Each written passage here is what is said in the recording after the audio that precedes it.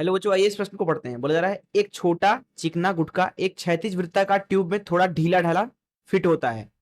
यह एक समान चाल से ट्यूब की लंबाई के अनुदिश चल रहा है।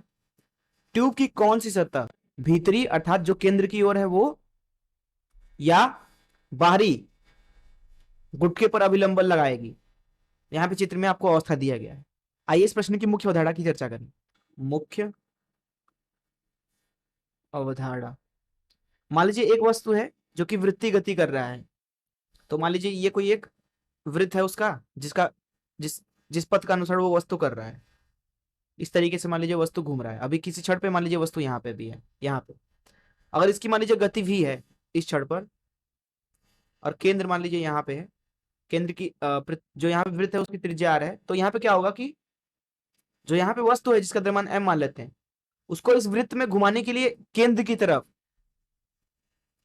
बल चाहिए, मान लीजिए F बल चाहिए।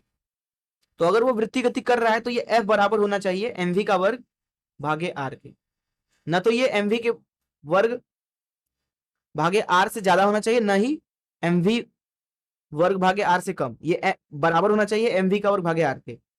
इस अवस्था में जो वस्तु है वो पूरी तरीके से वृत्त का अनुसरण करती रहेगी बिना त्रिज्या बदले। इस बल को बोलते हैं अभिकेंद्री बल। तो अगर इस मुख्य धारा से इस प्रश्न को अगर हम हल करें तो अवस्था में बना लेता हूं वापस से। यहाँ पे अगर आप ध्यान से देखें तो जो ये वस्तु है ट्यूब के अंदर, वो दरअसल क्या कर रहा है, वृत्तीय गति ही तो कर रहा है।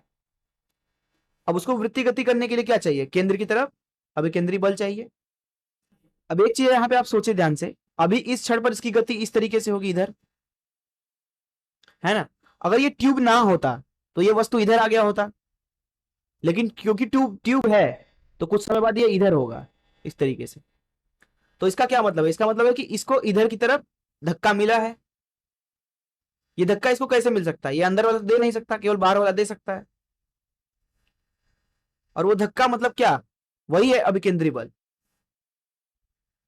तो यहां पे हर एक क्षण पर केंद्र की तरफ बल लग रहा होगा इस तरीके से, अभिकेंद्री बल इस तरीके से। और वो इसको मिलेगा इस बाहरी वाले सतह से, बाहरी